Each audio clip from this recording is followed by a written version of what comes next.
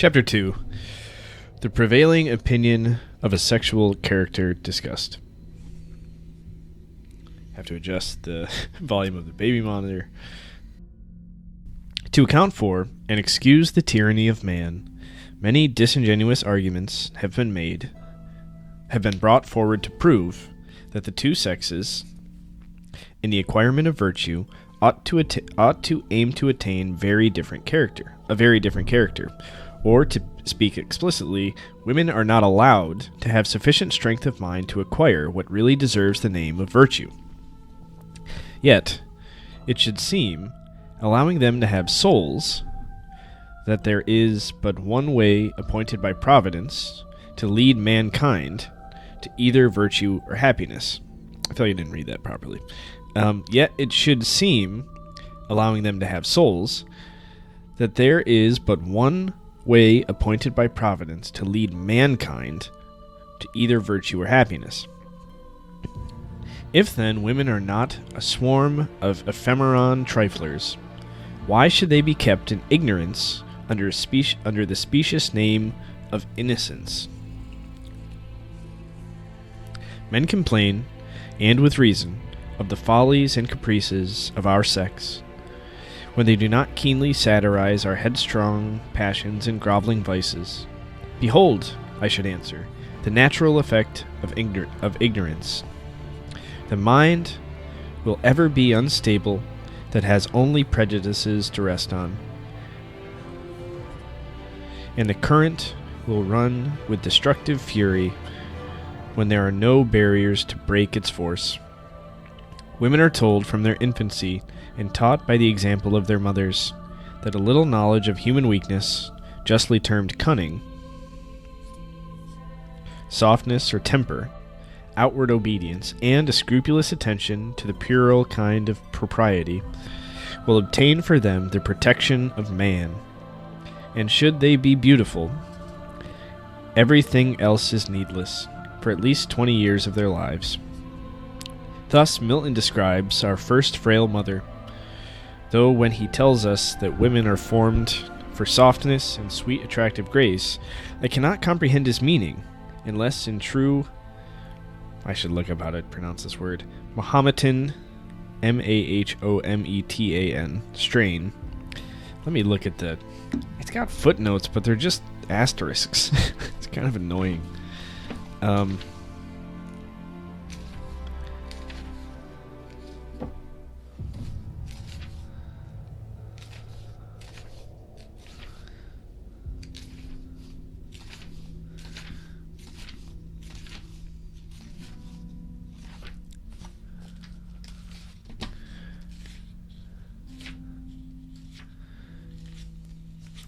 I'm very confused by this. And then it just has an explanatory notes section. And I don't even know if it's specific to this book. Because there's 3 books in here. Whatever, fuck it. He meant to deprive us of souls and insinuate that we were beings only designated by sweet attractive grace and docile blind obedience to gratify the senses of man when he can no longer soar on the wing of contemplation. How grossly do they insult us, who thus advise us only to render ourselves gentle, domestic brutes. For instance, the winning softness so warmly and frequently recommended that governs by obeying. What childish expression, and how insignificant is the being. Can it be an immortal one, who will condescend to govern by such sinister methods? Certainly, says Lord Bacon, man is of kin to the beasts by his body, and if he be not of kin to God by his spirit, he is a base and ignoble creature. Men, indeed, appear to me to act in a very unphilosophical manner when they try to secure the good conduct of women by attempting to keep them always in a state of childhood. Rousseau was more consistent when he wished to stop the progress of reason in both sexes. For if men eat of the tree of knowledge, women will come in for a taste. But from the imperfect cultivation of their understanding now receive, they only attain a knowledge of evil. Children, I grant, should be innocent, but when the epithet is applied to men or women, it is but a civil term for weakness. For if it be allowed that men were destined by Providence to acquire human virtues, and by the exercise of our understanding, that stability of character which is the firmest ground to rest our future hopes upon, they must be permitted to turn to the fountain of light, and not forced to shape their course by the twinkling of a mere satellite. Milton, I grant, was of a very different opinion, for he only bends to the indefeasible right of beauty, though it would be difficult to render two passages, which I now mean to contrast, consistent. But into similar inconsistencies are great men often led by their senses. Quote, to whom thus Eve, with perfect beauty adorned, my author and disposer, what thou bidst, unargued, I obey. So God ordains. God is thy law, thou mine. To know no more is woman's happiest knowledge and her praise. These are exactly the arguments I have used to children, but I have added, your reason is now gaining strength. Until it arrives at some degree of maturity, you must look up to me for advice. Then you ought to think, and only rely on God. Yet in the following lines, Milton seems to coincide with me, when he makes Adam thus expostulate with his Maker. Hast thou not made me here thy substitute, and these inferior, far beneath me set? Among unequals what society can sort with harmony and true delight, which must be mutual, in proportion, due, given, and received, but in disparity, the one intense, the other still remiss, cannot well suit with either, but soon prove tedious alike. Of fellowship I speak, such as I seek, fit to participate all rational delight. In treating, therefore, of the manners of women, I don't remember that from Paradise. I read Paradise Lost reread it about a year ago, maybe. I'm not saying I'm going to remember everything, but I vaguely remember that, I guess. In treating, therefore, the manners of women, let us, disregarding sensual arguments, trace what we should endeavor to make them in order to cooperate, if the expression be not too bold, with the Supreme Being. By individual education I mean, for the sense of the word is not precisely defined, such an attention to a child as will slowly sharpen the senses and form the temper, regulate the passions as they begin to ferment, and set the understanding to work before the body arrives at maturity, so that the man may only have to proceed, not to begin, the important task of learning to think and reason. To prevent any misconstruction, I must add that I do not believe that a private education can work the wonders which some sanguine writers have attributed to it. Men and women must be educated, in a great degree, by the opinions and manners of the society they live in. In every age, there has been a stream of popular opinion that has carried all before it, and given a family character, as it were, to the century. There's a cat right next to the mic. That's fine. Hi, Birdie. It may then be inferred that the total... Please don't knock over my coffee. Okay. Why don't you lay down? No, not there. For, where was I?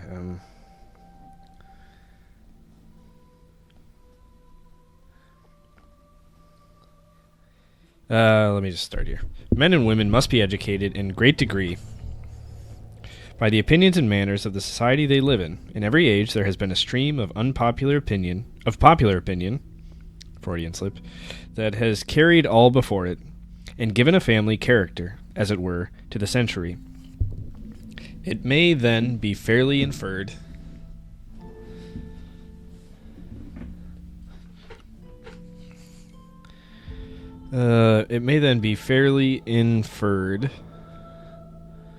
that till society be differently constituted, much cannot be expected from education. It is, however, sufficient for my present purpose to assert that whatever effect circumstances have on the abilities, every being may become virtuous by the exercise of its own reason.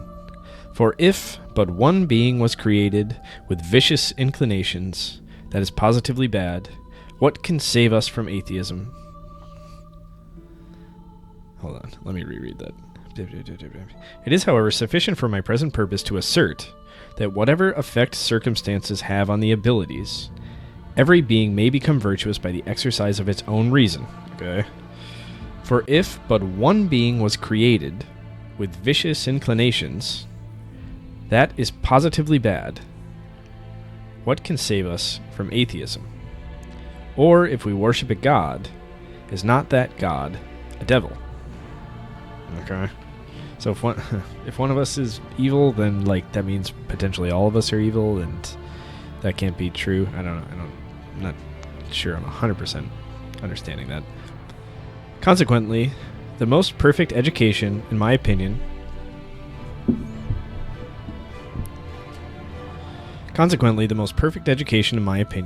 is such an exercise of the understanding as is best calculated to strengthen the body and form the heart. Or in other words, to enable I guess what she's saying is everybody's able to be good. Otherwise, if certain people are not, then, that would be an issue of free will and whether or not people are able to, that's our whole point from, I think, chapter 1-ish. Well, I guess we're on chapter 2, so it can't be much else. That humankind is put here to use their reason to ascend to a better state of being. And they must be able to use that reason to be good, otherwise, what's the point? Okay, sorry. Consequently, the most perfect education, in my opinion, is such an exercise of the understanding as is best calculated to strengthen the body and form the heart. Or in other words, to enable the individual to attain such habits of virtue as will render it independent. In fact, it is a farce to call any being virtuous whose virtues do not result from the exercise of its own reason. Yeah. This was Rousseau's opinion respecting men. I extend it to women, and confidently assert that they have been drawn out of their sphere by false refinement, and not by an endeavor to acquire masculine qualities.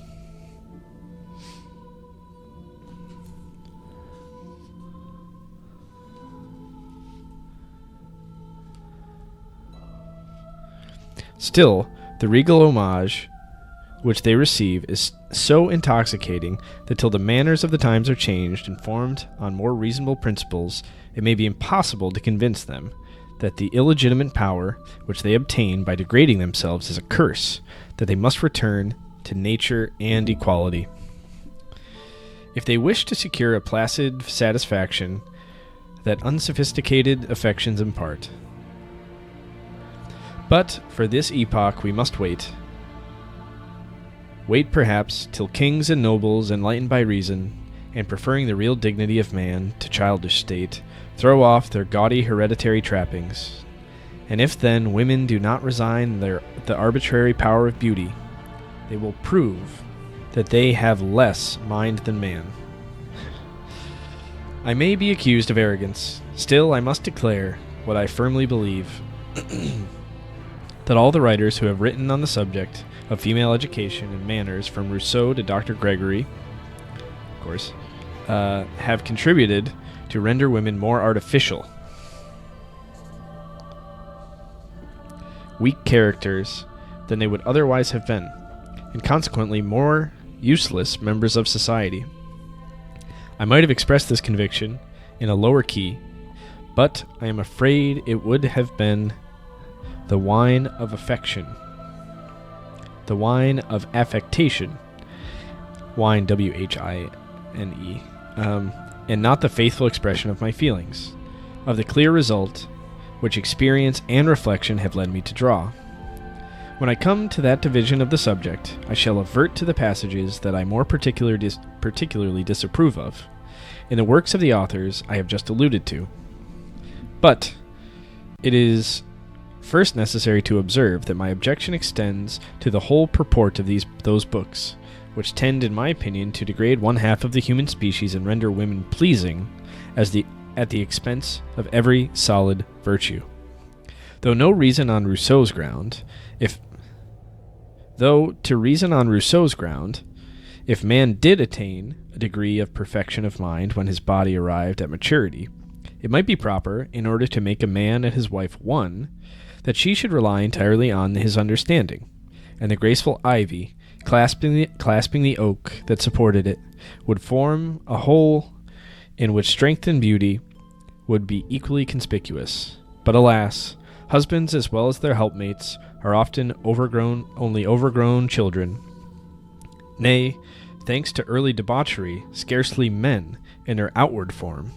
And if the blind lead the blind, then one need not come from heaven to tell us the consequence.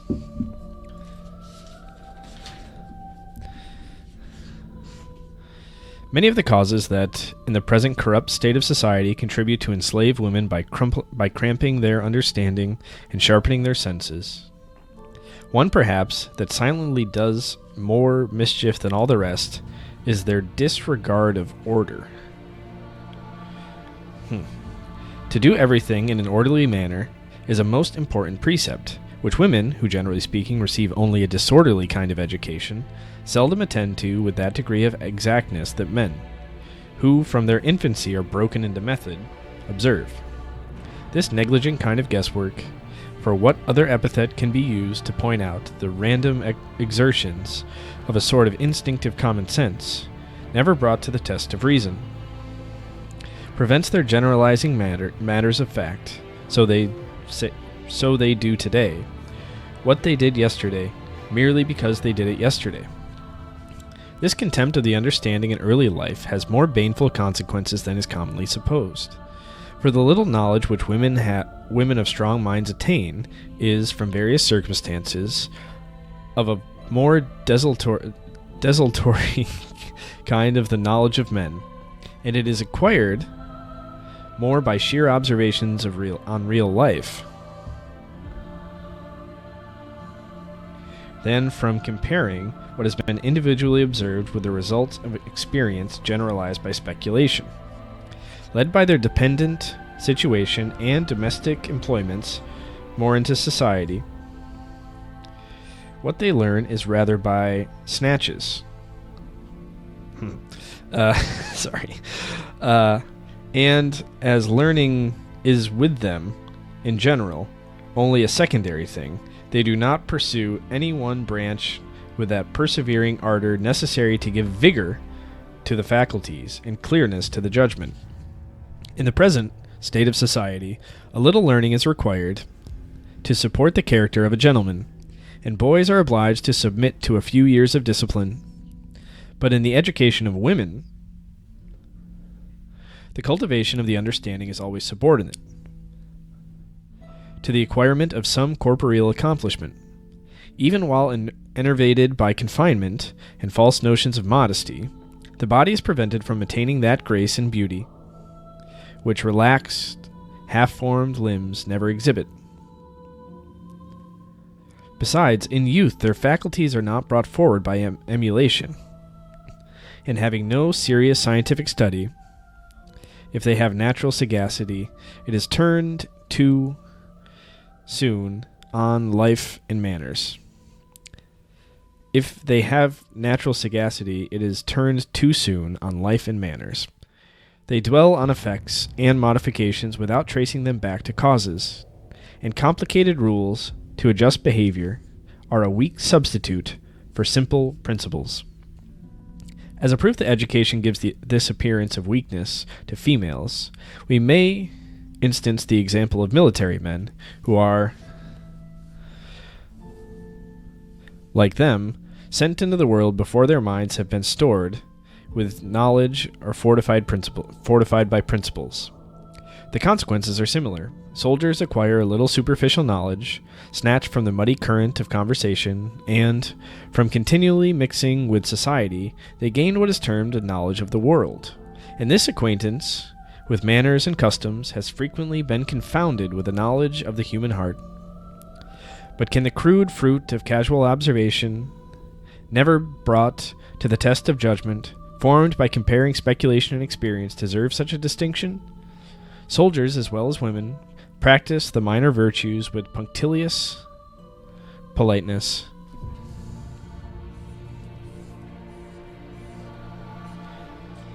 Where is then the sexual difference when the education has been the same? All the difference that I can discern arises from the superior advantage of liberty, which enables the former to see more life. Excuse me. It is wandering from my present subject, perhaps, to make a political remark. But, as it was produced naturally, be the train of my reflections, I shall not pass it silently over. Standing armies can never consist of resolute, robust men. They may be well-disciplined machines, but they will seldom contain men under the influence of strong passions, or with very vigorous faculties. And as for any depth of understanding, I will venture to affirm that it is rarely to be found in the army as amongst women. And the cause, I maintain, is the same. It may be further observed that the officers are also particularly attentive to their persons, fond of dancing, crowded rooms, adventures, and ridicule. This is so interesting to contrast soldiers who, I think, I don't know, obviously one of the more masculine professions with, although, I don't know, at this time it might have been slightly different. At least there's probably just like more pageantry involved with it, but probably not for common soldiers. But contrasting that with women, I think is like a really interesting and probably effective tool here. Like the fair sex, the business of their lives is gallantry. They were taught to please, and they only live to please. Yet they do not lose their rank in the distinction of sexes, for they are still reckoned superior to women, though in what their superiority consists, beyond what I have just mentioned, it is difficult to discover. The great misfortune is this, that they both acquire manners before morals, and a knowledge of life. They both acquire manners before morals, and a knowledge of life before they have, from reflection, any acquaintance with the grand ideal outline of human nature. Interesting. The consequence is natural. Satisfied with common nature, they become a prey to prejudices, and taking all their opinions on credit.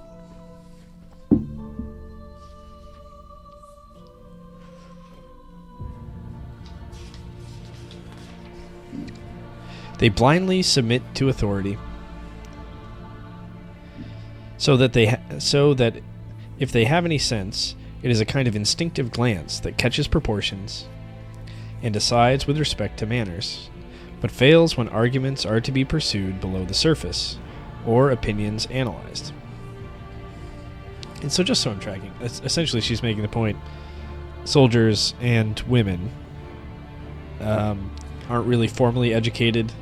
They're kind of provided with some education, but it's focused more on other things besides kind of grand outlines of human nature and philosophy and stuff like that. So they're really basing their ideals on their experience in life before they really have like that overarching idea of the world and underlying kind of thoughts related to the world. And as a result, this is what's happening. Their reactions and ideals become kind of instinctual based on their experience rather than more, profound, reflective ideals. I think that's the point she's making. May not the same remark be applied to women? Nay, the argument may be carried still further. For they are both thrown out of a useful station by the unnatural distinctions established in civilized life. Riches and hereditary honors have made ciphers of women to give consequence to the numerical figure, and idleness has produced a mixture of gallantry and despotism into society which leads the very men who are the slaves of their mistresses to tyrannize over their sisters, wives, and daughters. This is only keeping them in rank and file, it is true. Strengthen the female mind by enlarging it, and there will be an end to this blind obedience. But as blind obedience is never sought for by power, tyrants and sensualists are in the right when they endeavor to keep women in the dark, because the former only want slaves, and the latter a plaything. The sensualist, indeed, has been the most dangerous of tyrants, and women have been duped by their lovers, as princes by their ministers, whilst dreaming that they reigned over them. I now principally allude to Rousseau. I really should just read Rousseau first, probably. I now principally allude to Rousseau, for his character of Sophia is undoubtedly a captivating one, though it appears to me grossly unnatural. However, it is not the superstructure, but the foundation of her character, the principles on which her education was built, that I mean to attack. Nay, warmly, as I admire the genius of that able writer, whose opinions I shall often have occasions to cite, indignation always takes place of admiration, and the rigid frown of insulted virtue effaces the smile of complacency, which his eloquent periods are wont to arise, when I read his voluptuous reveries. Is this the man who, in his ardor for virtue, would banish all sorts of arts of peace, and almost carry us back to Spartan discipline?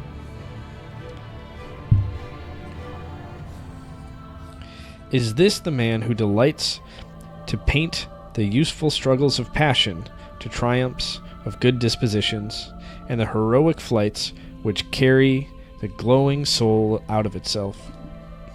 How are these mighty sentiments lowered when he describes the pretty foot and enticing airs of his little favorite? Also, I don't know that much about Rousseau. Pretty sure his personal life was like completely fucked. I think he married his au pair or something like that, who was like 30 years his senior, and they had he seems to be a very odd, troubled person. I should read more about that before defaming a person who's been dead for 40 years. But I think he called his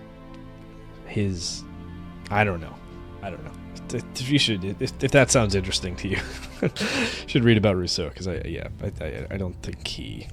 And then he moved. I think he lived in Paris, and then he eventually was exiled, and that's why he's called the Man from Geneva. I was looking at. I was going to read. I was between reading Wollstonecraft or Rousseau, and I chose Wollstonecraft. But he actually signs his book, Man from Geneva, I think. Anyway, and Wollstonecraft refers to him as such in this. How are these mighty sentiments lowered when he describes the pretty foot and enticing airs of his little favorite? But, for the present, I waive the subject, and instead of severely reprehending the transient effusions of overwhelming sensibility, I shall only observe that whoever has cast a benevolent eye on society must often have been gratified by the sight of humble mutual love, not dignified by sentiment, or strengthened by a union in intellectual pursuits. The domestic trifles of the day have afforded matters for cheerful converse, and innocent caresses have softened toils which did not require great exercise of the mind or stretch of thought. Yet has not the sight of this moderate felicity excited more tenderness than respect, an emotion similar to what we feel when children are playing or animals sporting. Whilst the contemplation of noble struggles of suffering merit has raised admiration, and carried our thoughts to that world where sensation will give place to reason. Women are therefore to be considered either as moral beings or so weak that they must be entirely subjected to the superior faculties of men. Let us examine this question. Rousseau declares that a woman should never, for a moment, feel herself independent, that she should be governed by fear to exercise her natural cunning, and made a coquettish slave in order to render her a more alluring object of desire, Jesus fucking Christ, a sweeter companion to man whenever he chooses to relax himself. You'd think the person that was like arguing for like back to basics would not be saying shit like that. Like it's 1790, fucking, whatever. Anyway, he carries the arguments which he pretends to draw from the indications of nature still further, and insinuates that truth and fortitude, the cornerstones of all human virtue, should be cultivated with certain restrictions, because with respect to the female character, obedience is the grand lesson which ought to be impressed with unrelenting vigor. Jesus Christ. What nonsense, I agree. When will a great man arise with sufficient strength of mind to puff away the fumes which pride and sensuality have thus spread over the subject? If women are by nature inferior to men, their virtues must be the same in quality, if not in degree. Or virtue is a relative idea. Consequently, their conduct should be founded on the same principles and have the same aim. Connected with man as daughters, wives, and mothers, their moral character may be estimated by their manner of fulfilling those simple duties. But the grand end of their exertions should be to unfold their own faculties and acquire the dignity of conscious virtue. They may try to render their road pleasant, but ought never to forget, in common with man, that life yields not the felicity which can satisfy an immortal soul. I do not mean to insinuate that either sex should be so lost in abstract reflections or distant views as to forget the affections and duties that lie before them, and are, in truth, the means appointed to produce the fruit of life. On the contrary, I would warmly recommend them, even while I assert that they afford the most satisfaction when they are considered in their true, sober light. Probably the prevailing opinion that woman was created for man may have taken its root from Moses' poetical story.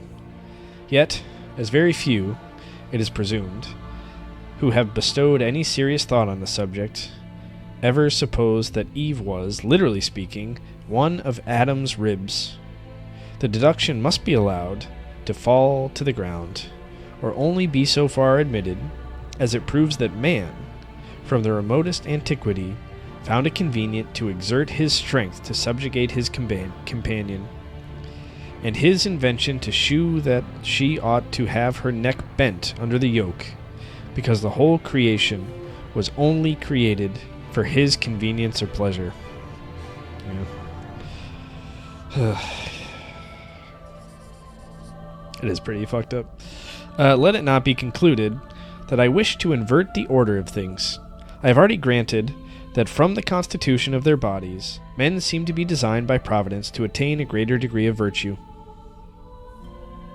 I speak collectively of the whole sex, but I see not the shadow of a reason to conclude that their virtues should differ in respect to their nature. In fact, how can they, if virtue has only one eternal standard? I must, therefore, if I reason consequentially, as strenuously maintain that they have the same simple direction, as that there is a God. It follows, then, that cunning should not be opposed to wisdom, little cares to great exertions, or insipid softness, varnished over with the name of gentleness, to that fortitude which grand views alone can inspire.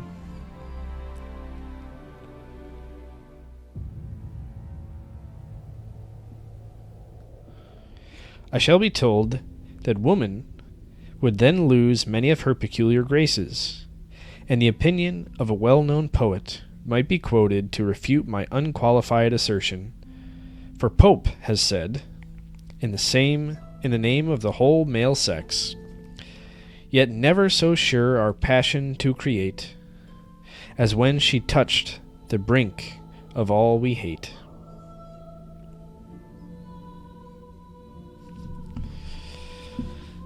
In what light this sally places men and women, I shall leave it to the judicious to determine. Meanwhile, I shall content myself with observing that I cannot discover why, unless they are mortal, females should always be degraded by being made subservient to love or lust. To speak disrespectfully of love,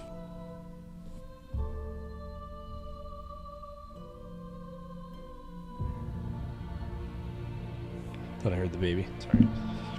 To speak disrespectfully of love is, I know, high treason against the sentiment of fine feelings. But I wish to speak the simple language of truth, and rather to address the head than the heart. To endeavor to reason love out of the world, it would be to quote Quixote Cervantes. Would be to out Quixote Cervantes. Gotta read that again. Sorry. To endeavor to reason love out of the world would be to out Quixote Cervantes, and equally offend against common sense.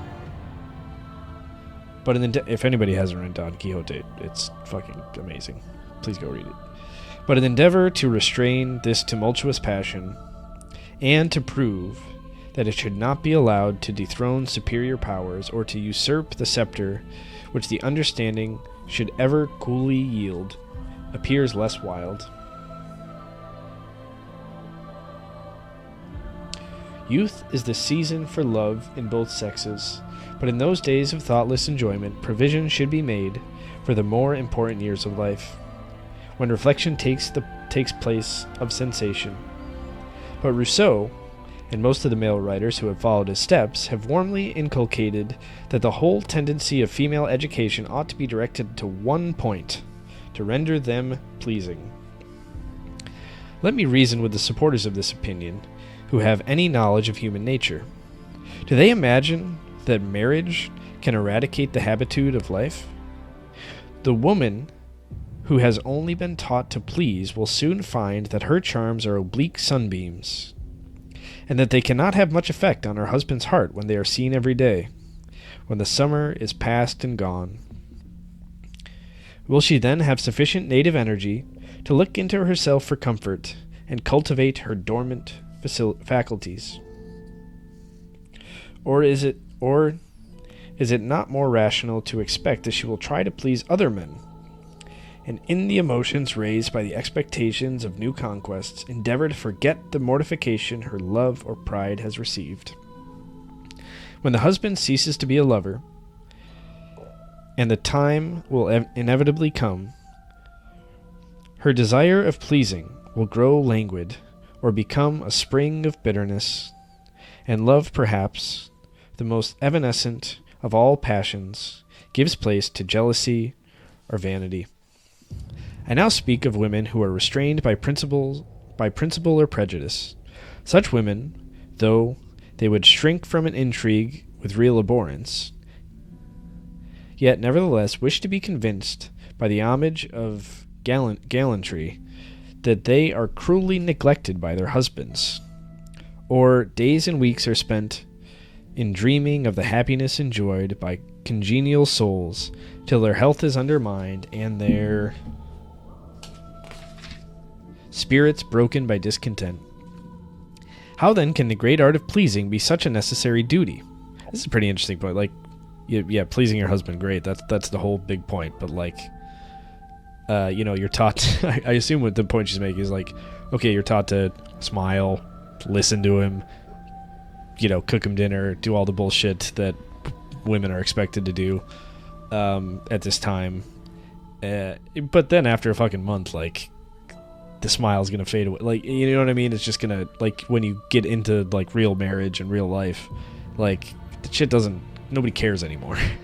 You actually have to be humans coexisting together and like bring some kind of joy, like something else besides like the mannerisms and the politeness that you were taught. And then what happens?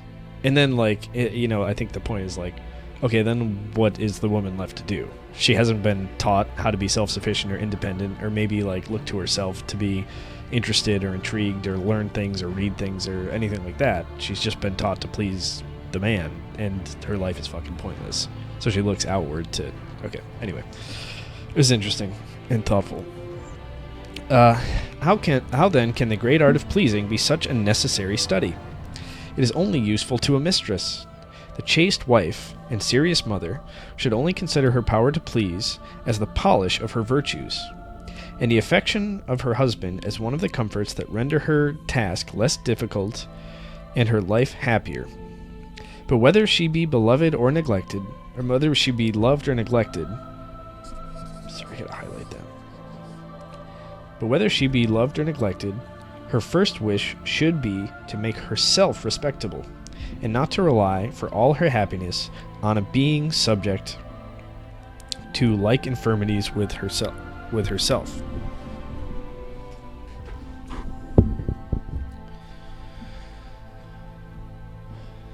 The worthy Dr. Gregory fell into a similar error. I respect his heart, but entirely disapprove of his celebrated legacy to his daughters. He advises them to cultivate a fondness for dress, because a fondness for dress, he asserts, is natural to them. I know, but I'm unable to comprehend what either he or Rousseau mean when they frequently use this indefinite term. If they told us that in a pre-existent state the soul was fond of dress, and brought this inclination with it into a new body, I should listen to them with half a smile, as I often do when I hear a rant about innate elegance. But if he only meant to say that the exercise of the faculties will produce this fondness, I deny it. It is not natural, but arises, like false ambition in men, from a love of power. Dr. Gregory goes much further. He actually recommends dissimulation, and advises an innocent girl to give the lie to her feelings, and not dance with spirit, when gaiety of heart would make her feet eloquent, without making her gestures immodest. In the name of truth and common sense, why should not one woman acknowledge that she can take more exercise than another? Or in other words, that she has a sound constitution? And why, to damp innocent vivacity, is she darkly to be told that men will draw conclusions which she little thinks of? Let the libertine draw what inferences he pleases, but I hope that no sensible mother will restrain the natural frankness of youth by instilling such indecent cautions. Out of the abundance of the heart, the mouth speaketh, and a wiser than Solomon hath said that the heart should be made clean, and not trivial ceremonies observed, which it is not very difficult to fulfill with scrupulous exactness when vice reigns in the heart. Excuse me.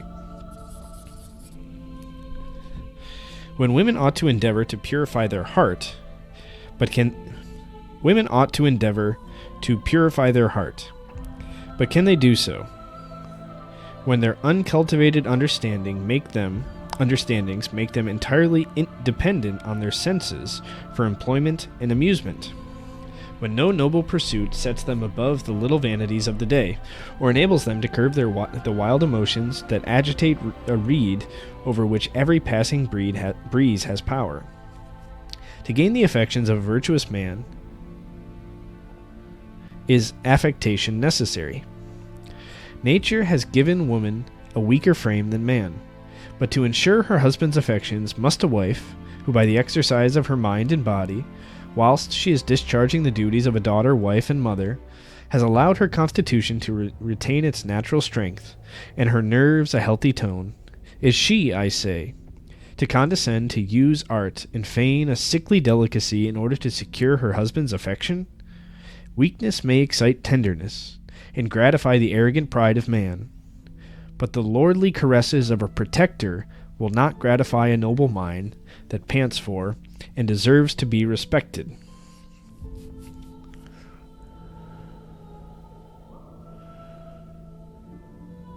Fondness is a poor substitute for friendship!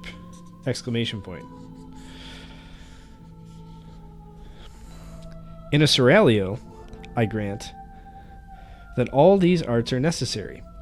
The epicure must have his palate tickled, or he will sink into apathy. But have women so little ambition as to be satisfied with such a condition? Can they supinely dream life away in the lap of pleasure, or the languor of weariness, rather than assert their claim to pursue reasonable pleasures and render themselves conspicuous by practicing the virtues which dignify mankind? Surely she has not an immortal soul who can loiter life away, merely employed to adorn her person, that she may amuse the languid hours, and soften the cares of a fellow creature who is willing to be enlivened by her smiles and tricks, when the serious business of life is over. Besides, the woman who strengthens her body and exercises her mind will, by managing her family and practicing various virtues, become the friend, and not the humble dependent of her husband. And if she, by possessing such substantial qualities, merit his regard, she will not find it necessary to conceal her affection, nor to pretend to an unnatural coldness of constitution to excite her husband's passions. In fact, if we revert to history, we shall find that the women who have distinguished themselves have neither been the most beautiful nor the most gentle of their sex. Nature, or, to speak with strict propriety, God, has made all things right. Amen. But man has sought him out many inventions to mar the work. I now allude to that part of Dr. Gregory's treatise, where he advises a wife never to let her husband know the extent of her sensibility or affection. Voluptuous precaution, as an ineffectual voluptuous precaution, and as ineffectual as absurd. Love, from its very nature, must be transitory. To seek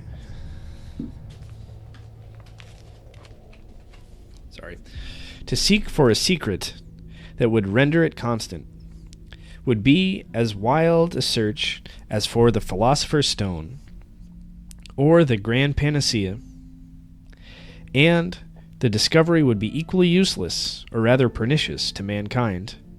The most holy band of society is friendship. It has been well said by a shrewd satirist that rare as true love is, true friendship is still rarer. This is an obvious truth, and the cause not lying deep will not elude a slight glance of inquiry.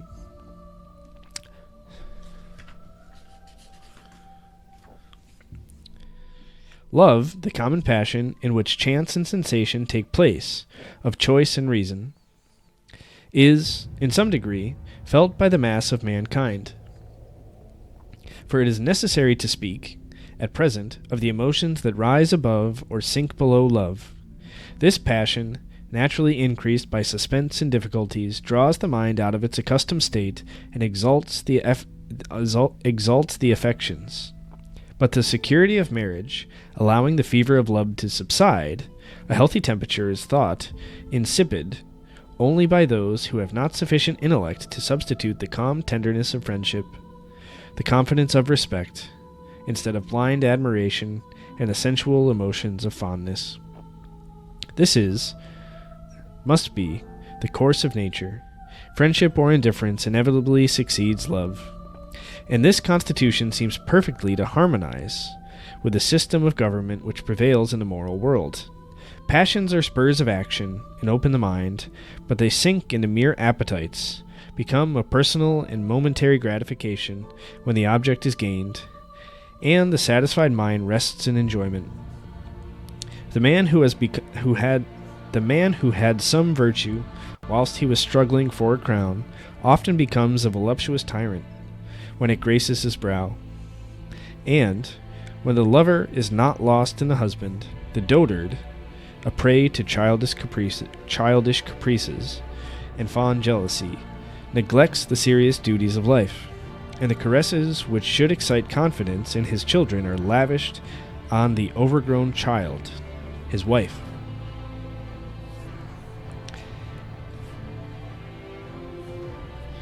In order to fulfill the duties of life and to be able to pursue with vigor the various employments which form the moral character, a master and mistress of a family ought not to continue to love each other with passion. I mean to say that they ought not to indulge those emotions which disturb the order of society, and engross the thoughts that should be otherwise employed. The mind that has never been engrossed by one object wants vigor. If it can be so, it is weak.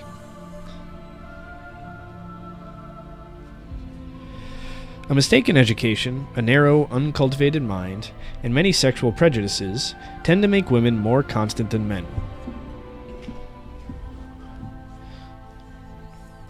But, for the present, I shall not touch on this branch of the subject.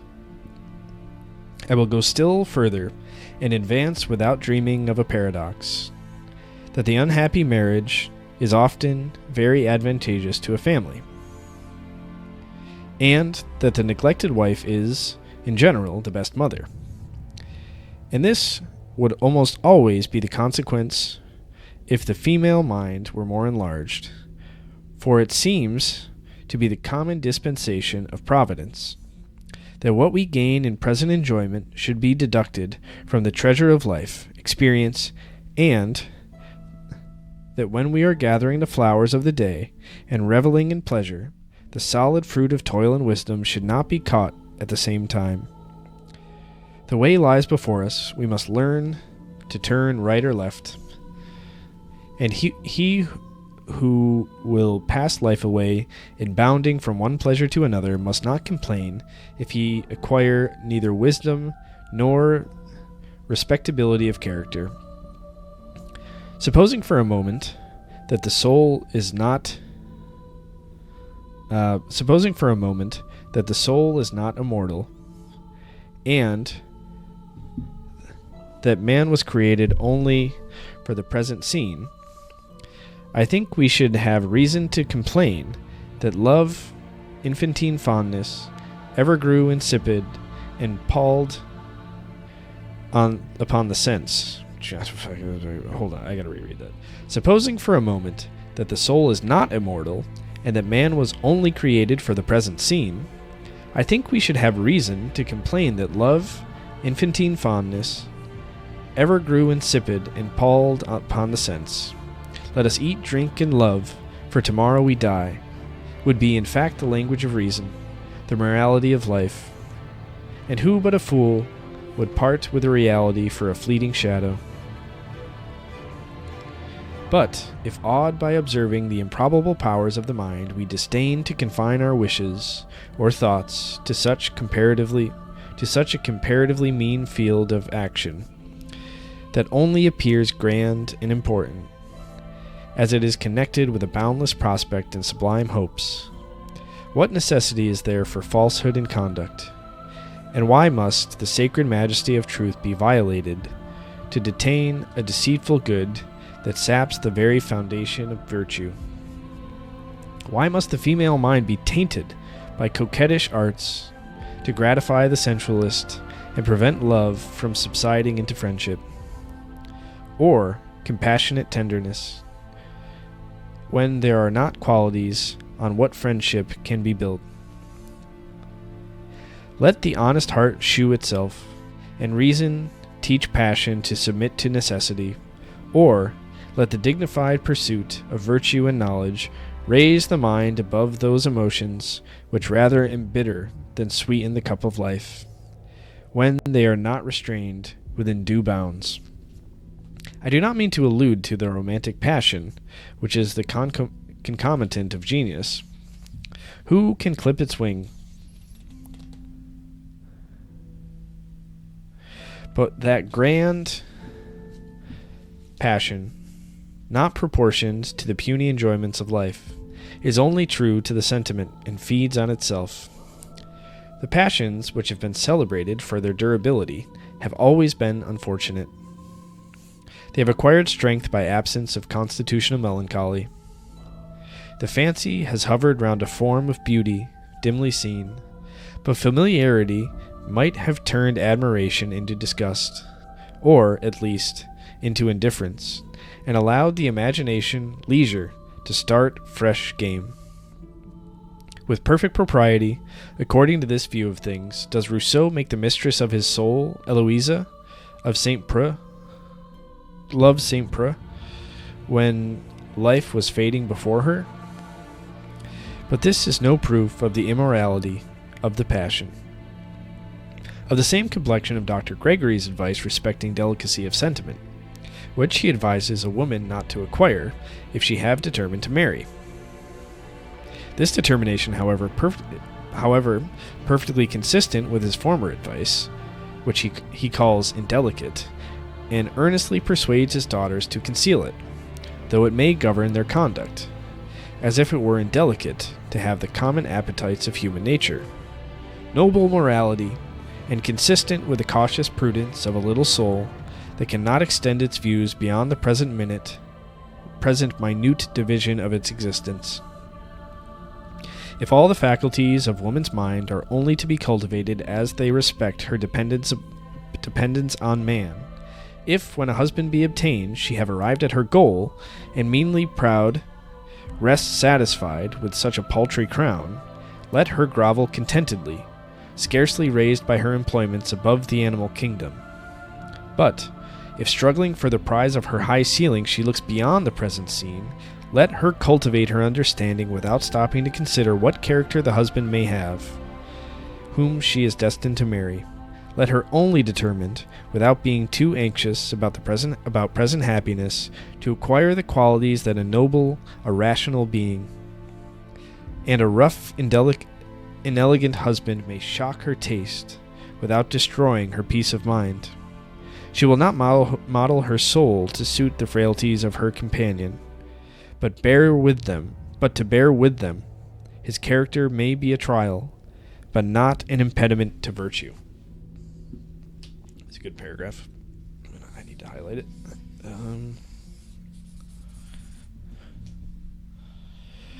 If Dr. Gregory confined his remark to romantic expectations of constant love and congenial feelings, he should have recollected that experience would banish what advice can never make us cease to wish for, when the imagination is kept alive at the expense of reason.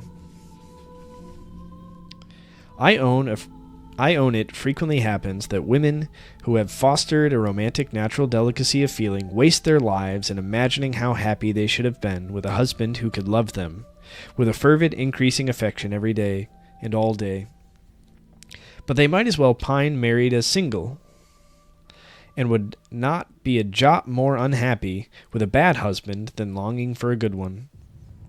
That a proper education, or, to speak with more precision, a well-stored mind, would enable a woman to support a single life with dignity, I grant. But that she should avoid cultivating her taste lest her husband should occasionally shock it, is quitting a substance for shadow. To say the truth, I do not know of what use it is an improved taste if the individual... Sorry, I gotta reread that. To say the truth, I do not know of what use is an improved taste if the individual be not rendered more independent of the casualties of life. If new sources of enjoyment only dependent on the solitary operations of the mind are not opened, people of taste, married or single, without distinction, will ever be disgusted by various things that touch not less observing minds. On this conclusion, the argument must not be allowed to hinge, but in whole sum of enjoyment is taste to denominated a blessing. Sorry, I gotta read that again. I don't think I read that correctly. On this conclusion, the argument must not be allowed to hinge, but in the whole sum of enjoyment is taste to be denominated a blessing? The question is whether it procures most pain or pleasure. The answer will decide the propriety of Dr. Gregory's advice, and shew how absurd and tyrannic it is, thus to lay down a system of slavery, or to attempt to educate moral beings by any other rules than those deduced from pure reason, which apply to the whole species. Gentleness of manners, forbearance, and long-suffering are such amiable godlike qualities that in sublime poetic strains the deity has been invested with them. And perhaps no representation of his goodness so strongly fastens on the human affections as those that represent him abundant in mercy and willing to pardon. Gentleness, considered in this point of view, bears on its front all the characteristics of grandeur, combined with the winning graces.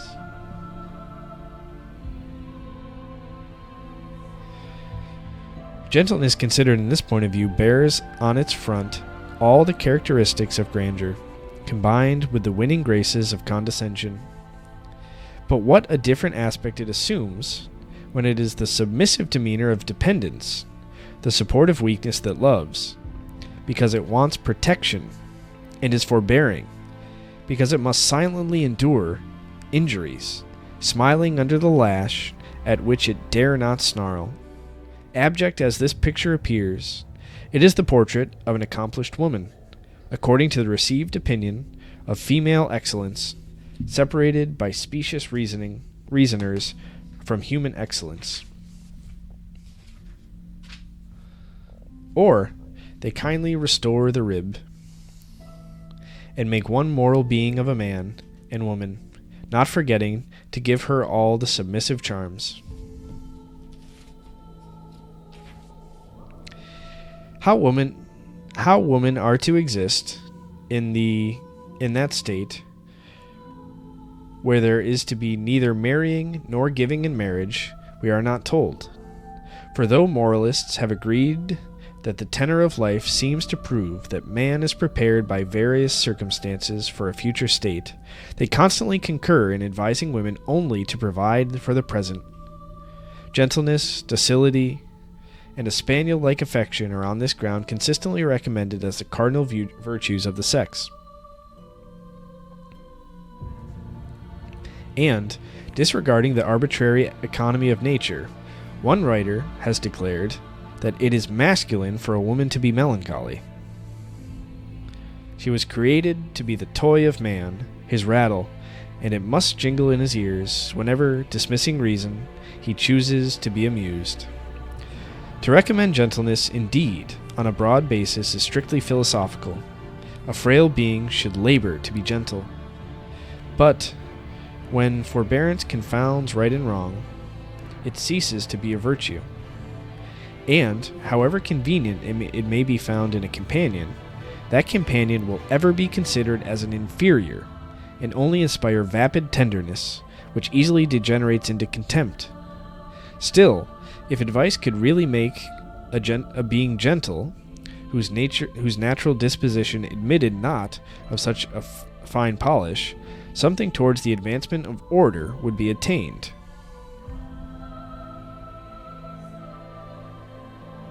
But if, as might quickly be demonstrated, only affection be produced by this indiscriminate counsel, which throws a stumbling block in the way of gradual improvement and true melioration of temper, the sex is not much benefited by sacrificing solid virtues to the attainment of superficial graces, though for a few years they may procure the individual's regal sway. As a philosopher, I read with indignation the plausible epithets which men use to soften their insults, and as a moralist, I ask what is meant by such heterogeneous associations as fair defects, amiable weaknesses, etc.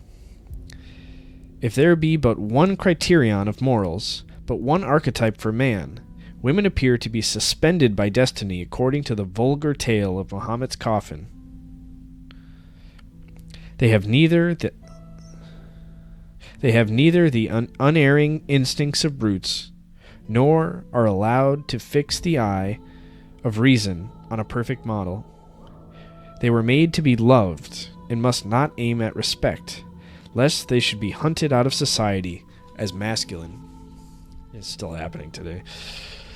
But to view the subject in another point of view, do passive, indolent women make the best wives?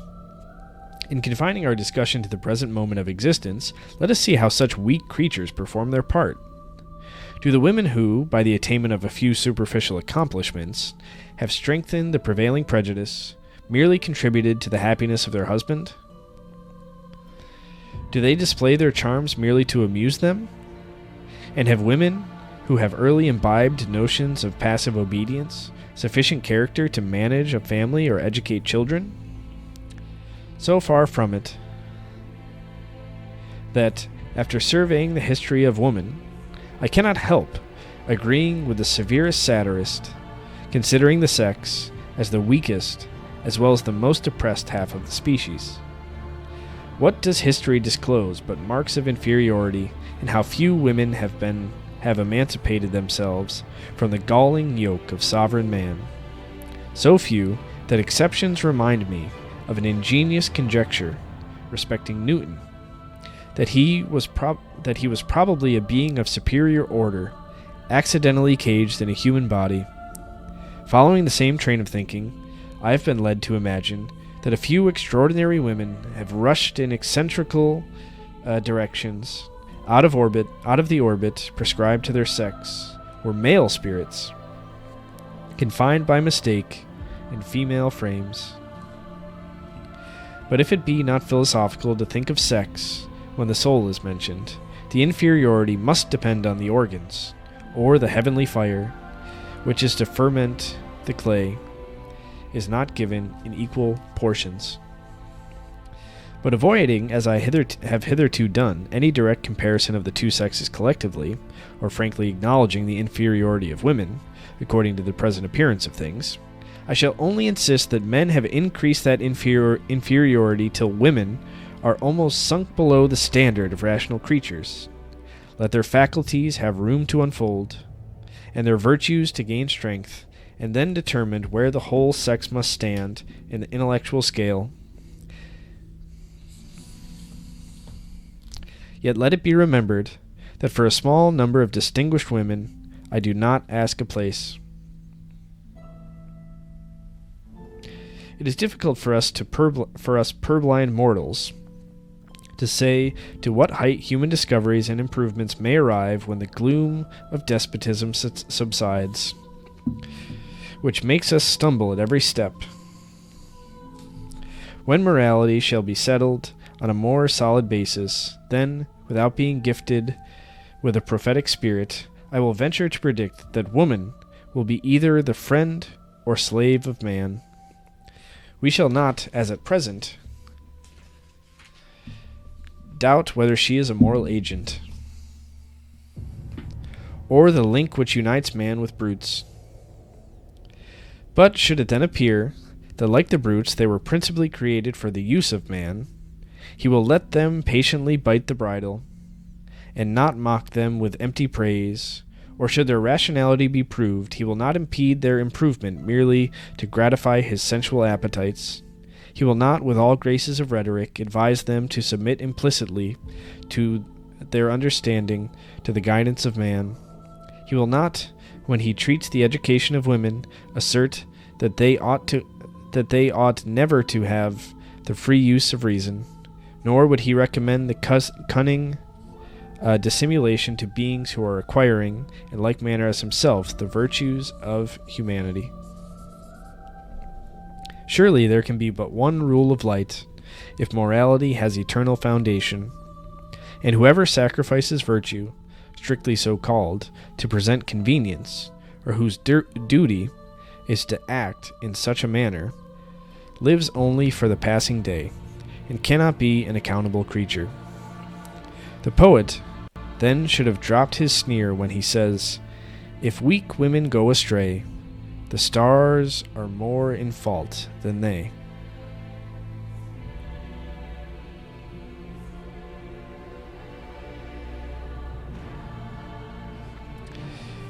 For that they are bound by the adamantine chain of destiny is most certain, if it be proved that they are never to exercise their own reason, never to be independent, never to rise above opinion, or to feel the dignity of a rational will that only bows to God, and often forgets that the universe contains any being but itself, and the model of perfection to which its ardent gaze is turned.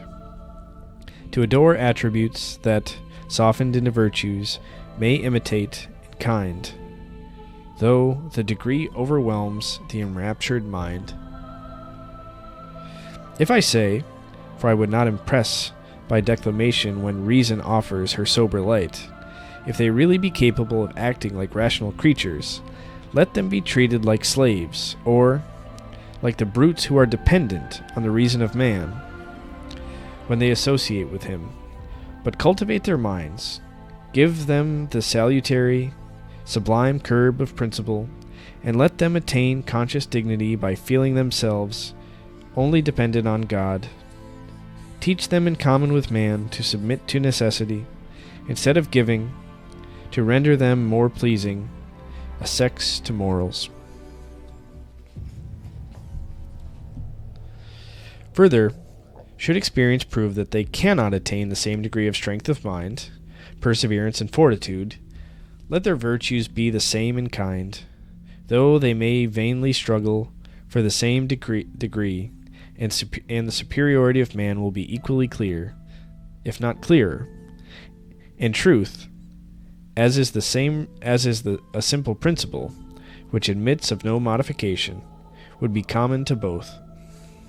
Nay, the order of society is at its present regulated as Nay, the order of society, as it is at present regulated, would not be inverted, for woman would then only have the rank that reason assigned her, and arts could not be practiced to bring the balance even, much less to turn it.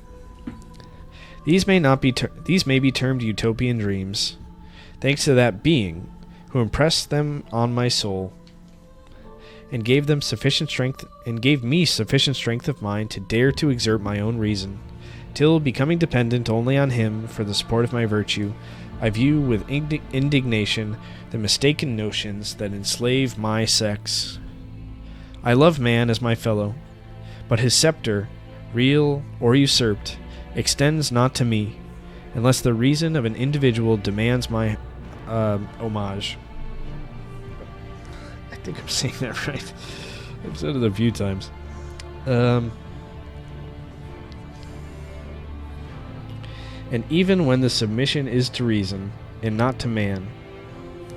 In fact, the conduct of an accountable being must be regulated by the operations of its own reason, or in what foundation rests the throne of God. It appears to me necessary to dwell on these obvious truths, because females have been insulated, as it were, while they have been stripped of the virtues that should clothe humanity. They have been decked with artificial graces that enable them to exercise a short-lived tyranny. Love in their bosoms, taking place every nobler passion, their sole ambition is to be fair, to raise emotion instead of inspiring respect, and this ignoble desire, like the servility in absolute monarchies, destroys all strength of character. Liberty is the mother of virtue, and if women be, by their very constitution, slaves, and not allowed to breathe the sharp invigorating air of freedom, they must ever languish like exotics, and be reckoned beautiful flaws in nature.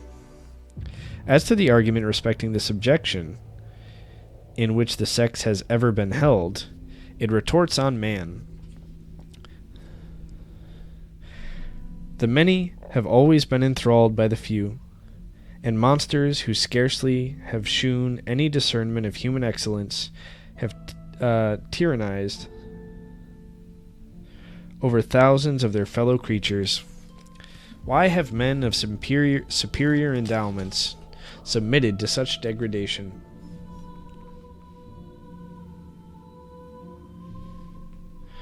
For it is not universally acknowledged that kings, viewed collectively, have ever been inferior, in abilities and virtue, to the same number of men taken from the common mass of mankind.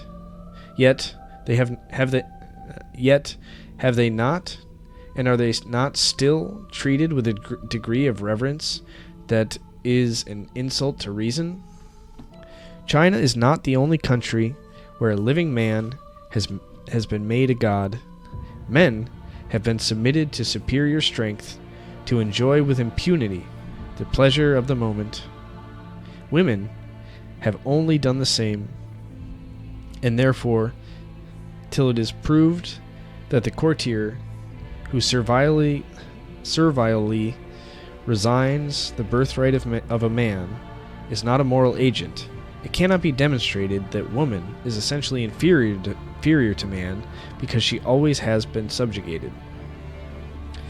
Brutal force has hitherto governed the world, and that the science of politics is in its infancy is evident from philosophers scrupling to give the knowledge most useful to man that determinate distinction.